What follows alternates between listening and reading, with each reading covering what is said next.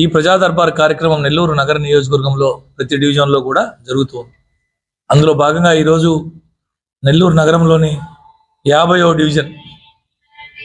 డివిజన్లో ఈ పినాకిని పార్కులోని సచివాలయంలో ఈ ప్రజా దర్బార్ కార్యక్రమం నేను, నాతో పాటు నగరపాలక సంస్థ కమిషనర్ శ్రీ నందన్ గారు, స్థానిక నాయకులు కప్పిరి శ్రీనివాసులు గారు, కప్పిరి రేవతమ్మ గారు, స్పెషల్ ఆఫీసర్ భాను గారు, మా పార్టీ నాయకులు అందరితో కలిసి ఈరోజు ఇక్కడ పాల్పంచుకోవడం జరిగింది.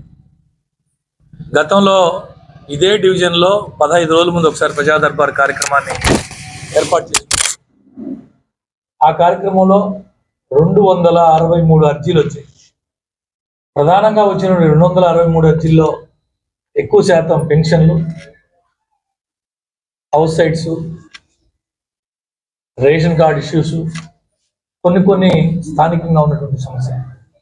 వీటిల్లో పెన్షన్స్ అనేవి ప్రభుత్వం నుంచి ఆదేశాలు రావాల్సి ఉంది కాబట్టి అవి అందరికీ కూడా వివరించి చెప్పడం జరిగింది.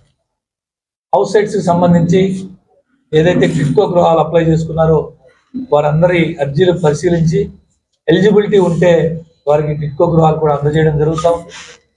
రేషన్ కార్డ్ సమస్యలు ఏదైనా ఉంటే స్థానిక విఆర్ఓ గారితో మాట్లాడి అవన్నీ కూడా రెక్టిఫై చేసి పనులు పూర్తి చేయడం జరిగింది.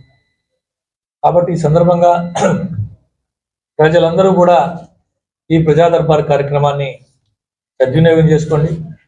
నగరం నుంచి ప్రాతినిధ్యం వహిస్తున్నటువంటి గౌరవనీయ రాష్ట్ర పురపాలక పట్టణాభివృద్ధి శాఖ మంత్రులు ఈ ప్రజా దర్బార్ కార్యక్రమం మీద ప్రత్యేక దృష్టి సారించారు.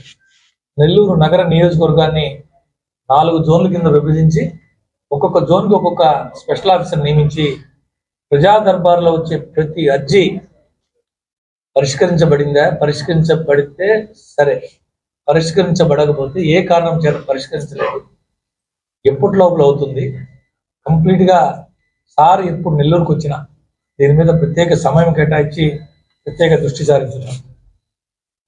ప్రతి ఒక్కరిని విజ్ఞప్తి చేస్తున్నాం, ఈ ప్రజా దర్బార్ కార్యక్రమాన్ని సద్వినియోగం చేసుకోండి. మేము ఈ ప్రాంతంలో ఉన్నటువంటి సమస్యలు, మీ వ్యక్తిగత సమస్యలు అటు అధికారులు, స్థానిక మా నాయకుల దృష్టికి తీసుకొస్తే మీ సమస్యలు పరిష్కారం అయ్యడానికి మేము ప్రయత్నం చేస్తామని చెప్పి ఈ సందర్భంగా తెలియజేస్తూ, మంచి పనులు చేస్తున్న కూటమి ప్రభుత్వాన్ని, చంద్రబాబు నాయుడు గారిని, నెల్లూరు నగరం నుంచి ప్రాతినిధ్యం వహిస్తున్న గౌరవ మంత్రివర్యులు డాక్టర్ పొంగూరు నారాయణ సార్ గారిని, పార్లమెంట్లకు ప్రాతినిధ్యం వహిస్తున్న వేమిరెడ్డి ప్రభాకర్ రెడ్డి గారిని ఆశీర్వదించమని స్థానిక ప్రజలందరూ కూడా విజ్ఞప్తి చేస్తున్నారు.